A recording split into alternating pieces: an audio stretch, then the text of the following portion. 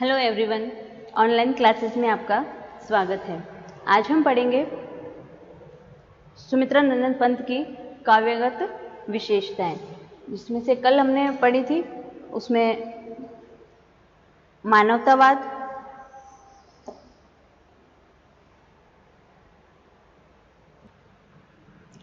सामाजिक चेतना, तो ये तीन टॉपिक जो हमने तीन विशेषताएं कल हमने पढ़ ली थी।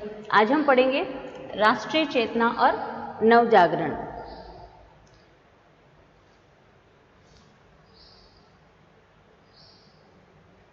सीधी सादी जनता की ओर स्वच्छंदतावादी जो कवि हैं, उनका ध्यान दो कारणों से आकृष्ट हुआ। एक तो सन 1928 से लेकर के 1933 के दौरान जो राष्ट्रीय आंदोलन हुए और भारतीय जो श्रमिक हैं उनकी सामाजिक और वर्ग चेतना विकसित हो रही थी।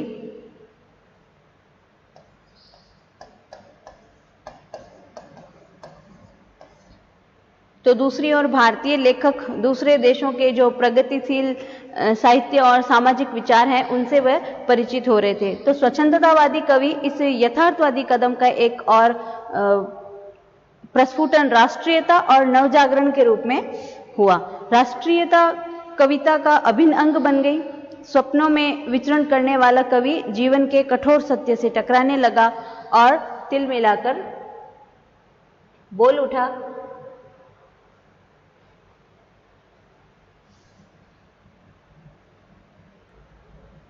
स्वच्छंदतावादी कवि इस यथार्थवादी कदम का एक और प्रस्फुटन राष्ट्रीयता और नवजागरण के रूप में हुआ। राष्ट्रीयता कविता का अभिन्न अंग बन गई और स्वप्नों में विचरण करने वाला कवि जीवन के कठोर सत्य से टकराने लगा और तिल मिलाकर बोल उठा। गा कोकिल बरसा पावक गण, नष्ट भ्रष्ट हो जीर्ण पुरातन। परिवर्तन की इस मांग पर नवजागरण का सीधा प्रभाव है और इस पर राष्ट्रीय आंदोलन का भी असर हुआ। कवि पुरानी और जो सड़ी गली मान्यताएं हैं और बेकार की और नष्ट भ्रष्ट हो जाने वाली व्यवस्था का आकांक्षी है। मधुर वाणी में गाने वाली जो कोयल है उससे भी वह आग बरसाने को कहता है। ये तत्कालीन क्रांतिकारी चेतना का प्रतिफल दिखाई पड़ता है। सुमित्रा नंदन पंत पर इसका प्रभाव स्पष्ट रूप से पड़ा। उन्होंने गांधी जी का प्रभाव स्पष्ट है। उन्होंने गांधी जी को केंद्र में रख करके कविताएं लिखी। गांधी जी में उनकी आस्था है और वह अपने सारे सपनों, आशाओं और उमंगों का संबंध गांधी जी के साथ जोड़ देते हैं। परंतु गांधी जी के मानवतावाद ने ही उन्हें ज्यादा प्रभावित किया। पंत जी का कहना है कि आधुनिक जीवन और संस्कृति की जो गतिहीनता है गांधी जी के विचारों से दूर हो सकती है। जैसे जड़ता हिंसा स्वर्था में भर, चेतना अहिंसा नम्र ओज, कारा थी संस्कृति विगत, भीति बहुधर्म जाति, जातिगत रूप नाम, बंदी जग जीवन, भू विभक्त विज्ञान मूड, जन प्रकृति काम, आए तुम मुक्त पुरुष कहने, मिथ्या जग बंधन सत्यराम। तो दमन और अन्याय से मुक्ति के लिए पंत जी सक्रिय संघर्ष के बदले भारतीय बुद्धिजीवियों की उदारवादी धारा तक ही अपने को सीमित रखते हैं। तो कहीं कहीं उनका स्वर जो है वो भाववादी नैतिकात्मक उपदेश और अहिंसा तक सीमित रहता है।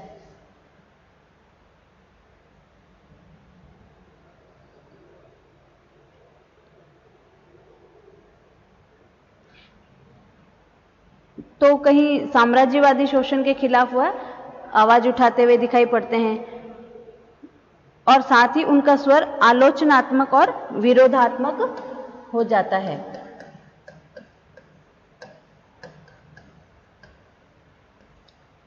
जैसे साम्राज्यवाद था कंसवंदिनी, मानवता पशु बलाक्रांत, श्रृंखला दास्ता प्रहरी बहु, निर्मम शासन पद शक्ति भ्रांत, कारागृह में दे दिव्य जन्म, मानव आत्मा को मुक्त कांत।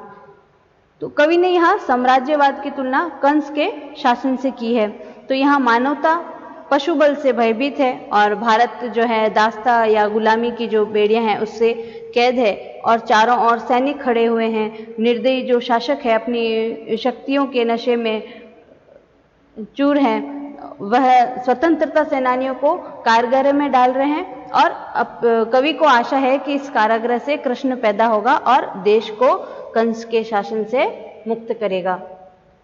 तो 20वीं शताब्दी का जो चौथा दशक है उसके अंत में आते आते राष्ट्रीय कांग्रेस के साथ साम्राज्य विरोधी समस्त जो शक्तियां थी वह जुड़ गई थी। संघर्ष जनता के साथ जुड़ गया था, वामपंथी विचारों का फैलाव होने लगा था। इस संघर्ष ने पंत की कविता को नए रंगों से भर दिया। तो उसमें राष्ट्रभक्ति की धारा फूट पड़ी, कवि संघर्ष और क्रांति की बातें करने लगा और जो इनका एक निश्चय शीर्षक कविता है उसमें वे लिखते हैं, संघर्षों में शांति बनूं मैं, अंधकार में पड़ जीवन के, अंधकार की क्रांति बनूं मैं, जग जीवन के ज्वारों में बह, कोमल प्रखर प्रहारों को सह, भव के क्रंदन किलकारों में,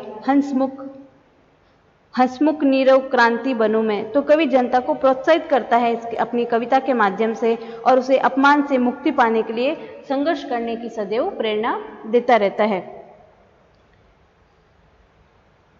पंत को ये अनुभव करते हैं वे, उनको ये अनुभव होता है कि अब स्वतंत्रता मिलने वाली है और नए युग का उदय होगा, नवीन युग का उदय होगा। उनकी कविताओं में ये जो नवयुग है प्रभात के रूप में प्रकट हुआ और प्रभात ही अंधकार पर विजय प्राप्त कर सकता है। तो और सामान्य जनता के मन में आशा और आकांक्षा जगा सकता है, तो उन्हें सुख और आनंद देने का वादा करता है। जैसे रविंद्रनाथ टैगोर की जो रचनाएं हैं उनमें अपनी कविताओं में नए जीवन और संसार के लिए प्रभात का प्रतीक के रूप में वो इस्तेमाल करते हैं, तो वैसे ही पंत जी ने भी किया, परंतु पंत जी ने प्रभात के प्रतीकों में क्रांतिकारी भाव भर दिए थे। क्रांतिकारी भाव थे उनकी कविताओं में। पंत का प्रभात एक ओर तो समस्त रूढ़ियों और बेड़ियों को अलग अलग कर देता है और दूसरी ओर जागृति के लिए, नवजीवन के लिए सृष्टि का निर्माण करता है। तो ये पंक्तियां इसकी प्रभाव क्रांति की प्रतीक है कि आओ प्रकाश इस युग युग के अवगुंठन से मुख दिखलाओ, आओ है मानव के घट में पट खोल मधुर श्री बरसाओ। तो पंत का प्रभात केवल अंधकार को ही दूर नहीं करता है बल्कि एक नए युग का आह्वान करता है। विज्ञान ज्ञान की शत किरणें जनपथ में बरसाते आओ, मुरझाए मानव मुकुलों की छूकर नवी छवि में विकसाओ। फिर इस प्रकार पंत का जो प्रभात संसार है और सृजन का प्रतीक बनकर के आता है और वह अंधकार को दूर करता है और नए दिन की शुरुआत करता है। निश्चित रूप से ये अंधकार जो है वो क्या है? गुलामी। अंधकार यहाँ किसका प्रतीक है? गुलामी या दास्ता का प्रतीक है। प्रकाश किसका प्रतीक है? स्वतंत्रता का। प्रकाश जो है वो स्वतंत्रता का प्रतीक है। कवि ऐसे नवयुग चाहता है जहां सबको समान अधिकार मिले, जहां किसी का शोषण नहीं हो। तो कवि स्वतंत्रता का मतलब केवल ये नहीं मानते हैं कि विदेशी सत्ता के स्थान पर देशी सत्ता आ जाए, वह मानते हैं कि असली स्वतंत्रता तभी मिलेगी जब समाज रूढ़ी और जो श्रेणियों में वर्ग में आधारित नहीं होगा। तो मनुष्य वर्गों में विभाजित नहीं हो, जहां पूंजीपतियों द्वारा मजदूर किसानों का शोषण नहीं हो, ऐसे समाज की स्वतंत्र समाज कहलाने का, ऐसा समाज ही स्वतंत्र समाज कहलाने का अधिकारी है। और कवि ने ऐसी नव संस्कृति की आकांक्षा भी वह रखते हैं, नव संस्कृति की आकांक्षा रखते हैं या कवि नव संस्कृति के आकांक्षी हैं। और इसके कारण वह यहाँ तक कह बैठते हैं कि साम्यवाद ही नवयुग की सृष्टि कर सकता है।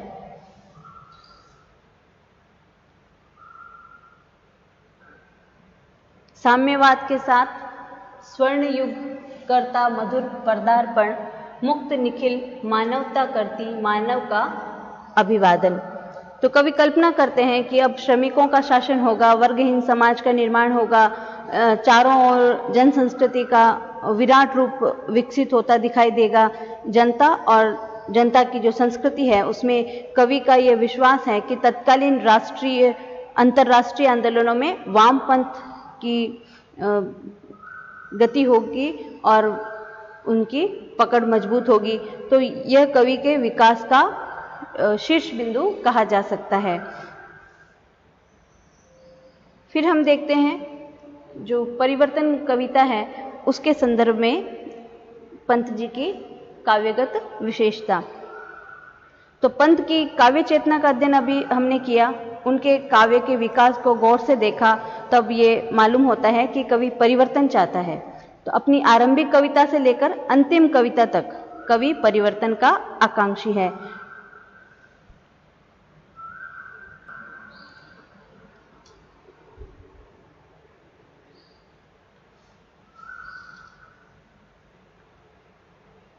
पल पल परिवर्तित प्रकृति वेश, ये शीर्षक कविता, इसमें इनका स्वर परिवर्तन का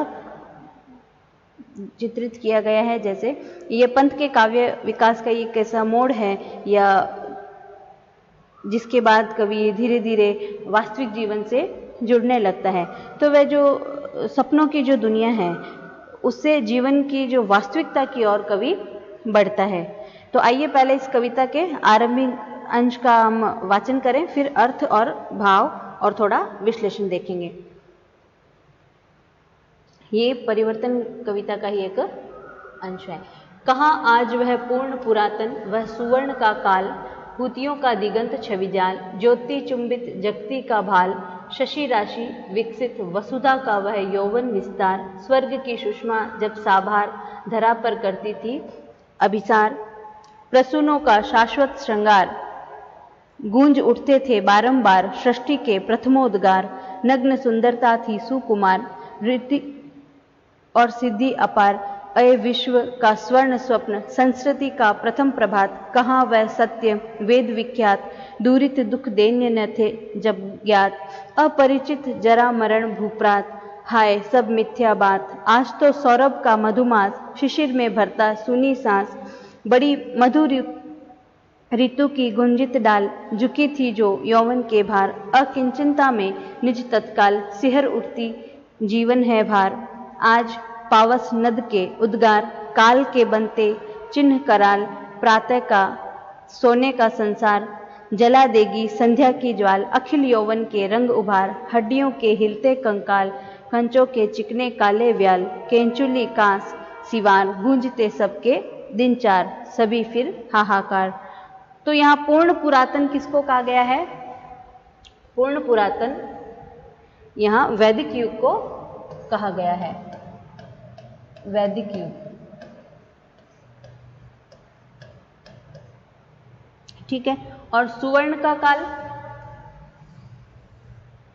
जो स्वर्ण काल या स्वर्णिम युग को कहा गया है, स्वर्णिम युग।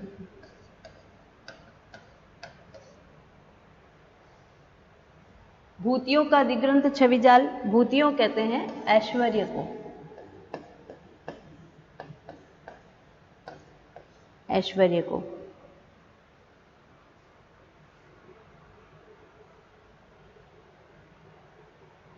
दिगंत छविजाल,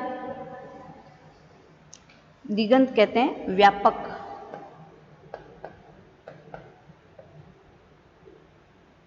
जगती, जगती कहते हैं विश्व को,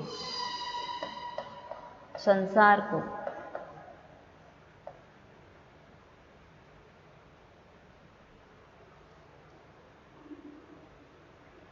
भाल ललाट को कहा जाता है, वसुधा पृथ्वी को कहा जाता है, और ये भाल, ये ललाट।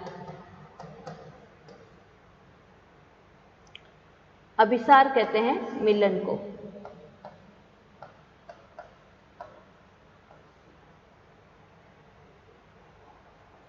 स्वर्ण भृंग कहते हैं प्रातःकाल जो सुनहरा दिखाई देने वाला जो भ्रमर है उसको भृंग यानी भृंगर, स्वर्ण यानी सुनहरा। रिद्धि और सिद्धि किसे कहा जाता है? रिद्धि कहा जाता है संपन्नता को और सिद्धि कहा जाता है ज्ञान को। ये रिद्धि और ये सिद्धि। तो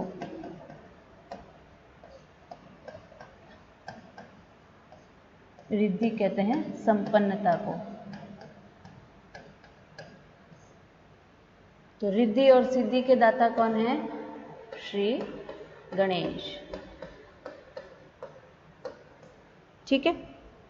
संस्कृति कहते हैं संसार को दूरित, दूरित का अर्थ होता है पाप।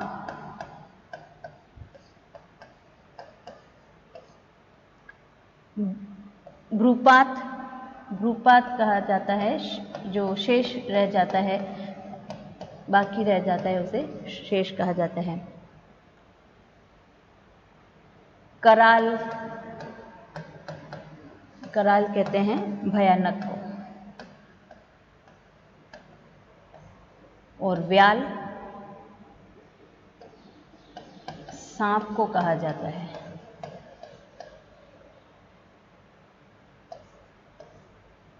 कांस, केंचुली, कांस, सिवार। तो कांस कहा जाता है लंबी घास जो शरद ऋतु में फूलती है, लंबी घास। और सिवार किसे कहा जाता है? जो शैवाल होते हैं ना, कवक, शैवाल, उसको सिवार कहा गया है। कच्छ बालों को कहा गया है। दूरित पाप को कहते हैं। सौरभ जो सुगंधित, सुगंधित सौरभ का अर्थ होता है। शिशिर कहते हैं पतझड़, शिशिर ऋतु होती है, पतझड़ के मौसम को कहा जाता है। ठीक है। अब इसका हम भावार्थ और विश्लेषण देखते हैं। तो अभी हमने परिवर्तन शीर्षक कविता जो है उसका एक अंश का वाचन किया और यहाँ पूरी कविता नहीं उद्धृत की गई है। अगर आप पूरी कविता पढ़ना चाहते हैं तो ये जो हमारा पाठ्यक्रम है उसमें भी, और जो सुमित्रानंद पंत की जो संकलित रश्मिबंध है उसको हमें पढ़ना पड़ेगा। तो इन पंक्तियों में कवि प्राचीन युग को, वैदिक युग को याद करता है और उसे स्वर्ण युग कहता है। तो उस समय चारों ओर ऐश्वर्य का व्यापक प्रसार था, चारों ओर प्रकाश था जो संसार के ललाट को चूमता था। तो उस समय पृथ्वी पर चारों ओर सुख और समृद्धि थी। पृथ्वी पर स्वर्ण का आनंद था, स्वर्ण की लालिमा धरती पर उतर आई थी, चारों ओर फूल ही फूल खिले थे। प्रातःकाल सुनहरे दिखाई पड़ने वाले जो भंवरे हैं वो मन को प्रिय लगने वाले थे, मनमोहक लगने वाले थे। सृष्टि की वे प्रथम अभिव्यक्ति मन को मोह लेती थी। तो उस समय सब सुंदर ही सुंदर था, चारों ओर ज्ञान का प्रसार था। कवि उस काल को विश्व का स्वर्णिम युग कहते हैं। आज वह सत्य, वह विश्व विख्यात वेद कहाँ है? वहां न पाप था, न दुख, न गरीबी, न किसी प्रकार का रोष या असंतोष, कुछ भी नहीं था। तो आज वह सब बातें झूठी पड़ गई है। आज तो बसंत में भी पतझड़ का साम्राज्य है। पंत उस वसंत को आज के जीवन में ढूंढता है तो उसे निराश होना पड़ता है। तो वसंत के इस सौंदर्य को आधुनिक जीवन ने ग्रसित कर लिया है और वसंत के उद्गार आज भयंकर आक्रोश में परिवर्तित हो गए हैं। तो कवि जीवन के यौवन की समाप्ति की घोषणा करता है। वह कविता कहता है आज का युग जर्जर हो गया है, यहाँ तो हड्डियों का कंकाल ही बच गया है। तो चिकने लंबे बाल आज काले सांप, केंचुली, कांस और शैवाल में परिवर्तित हो गए हैं, अर्थात इनका जो सौंदर्य है वह समाप्त हो गया है। तो कवि कहता है कि परिवर्तन एक शाश्वत नियम है। जो युवा है उसे वृद्ध भी होना है। सबकी जिंदगी में सुख के 4 दिन आते हैं, फिर दुख का आगमन होता है। तो आज का युग जर्जर हो चुका है, सुख के दिन बीत चुके हैं, युवा अवस्था, यौवन काल समाप्त हो चुका है। अब तो चारों ओर हाहाकार मच गया है।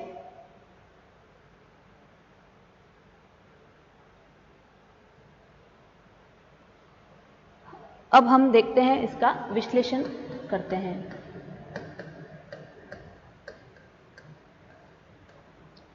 तो इस कविता में कवि बीते युग को सुवर्ण का काल कहता है, सुवर्ण का काल,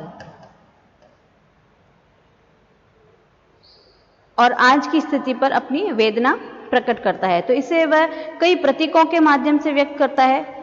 वहीं मधु ऋतु की गुंजित डाल से लेकर सिहर उठती जीवन है भार तक, प्रातः का सोने का संसार जला देती संध्या का ज्वाल, अखिल यौवन के रंग उबार हड्डियों के हिलते कंकाल आदि प्रतीकों के माध्यम से कवि अपनी पीड़ा को व्यक्त करता है।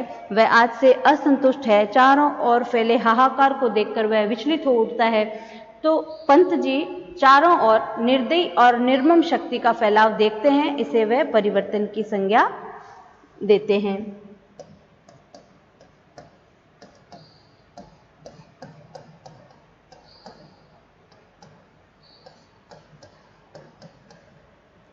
यह परिवर्तन जानलेवा है। यह मिलन सुख को विरह में बदल देता है, जन्म को मृत्यु में बदल देता है, स्मित और आनंद को अश्रु और दुख में बदल देता है। इस निर्मम परिवर्तन की जो विनाशकारी सत्ता है, उसका सामना करने की हिम्मत किसी की नहीं है। तो इसकी तुलना वह उस निरंकुश राजा के साथ करते हैं जो आक्रमण करके सारे संसार को दुखी करते हैं, नगरों को लूटते हैं, भवनों को नष्ट भ्रष्ट कर देते हैं, मनुष्य के हाथों जो निर्मित कौशल है उसको भी वह, जो कला है उसको भी विध्वंस कर देते हैं। आधी व्याधि, बाढ़, तूफान, आग, भूकंप, ये सब विशाल जो सेनाएं हैं,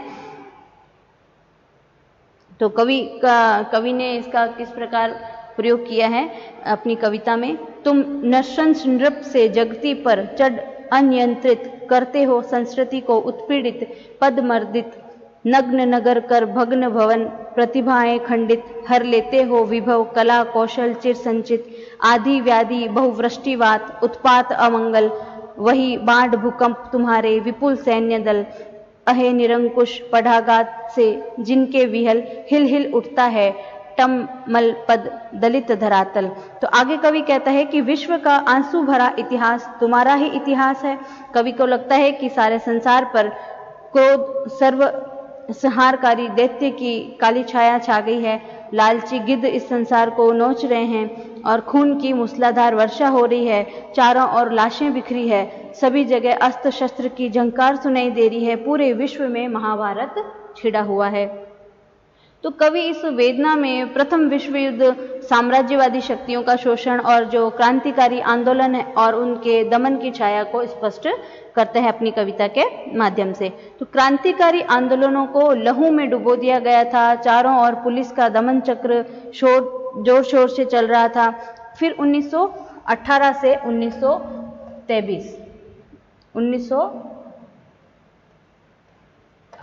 1923 के आसपास के वातावरण को कवि ने अपनी इस कविता में प्रतीकात्मक रूप में अभिव्यंजित किया है। कवि इस हद तक आहत है कि उसे प्रातःकालीन आभा भी खून के रंग से रंगी नजर आती है। संध्या उसे चित्त की आग के समान लगती है और आकाश जो है शून्य निश्वासों से भरा लगता है, सागर आंसुओं से भरा प्रतीत होता है। और कवि पुकार उठता है क्या कि अरे निष्ठुर परिवर्तन तुम्हारा ही तांडव नर्तन, विश्व का करुणा विवर्तन तुम्हारा ही न्यनोन्चन, निखिल उत्थान पतन। तो कवि इस निष्ठुर परिवर्तन की तुलना किससे करते हैं? शिव के तांडव से। तो शिव के तांडव में संहार के साथ निर्माण का भी तत्व शामिल है।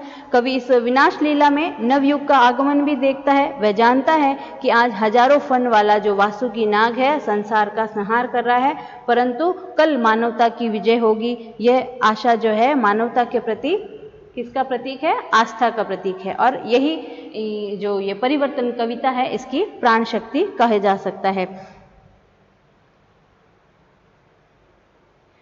तो निष्कर्ष रूप में हम यह कह सकते हैं कि जो परिवर्तन शीर्षक कविता है उसमें तत्कालीन सामाजिक, राजनीतिक, दार्शनिक समस्याओं को अभिव्यक्ति मिली है। कवि ने सीधे सीधे राष्ट्रीय आंदोलन में हिस्सा नहीं लिया, परंतु अपनी रचना के माध्यम से वह इसके साथ जुड़ा रहा। परिवर्तन समकालीन यथार्थ के प्रति असंतोष और परिवर्तन की आकांक्षा से युक्त रचना है। यह रचना मूल उद्देश्य नवीन वास्तविकता का निर्माण करना है। इस अर्थ में ये एक प्रगतिशील रचना कही जा सकती है।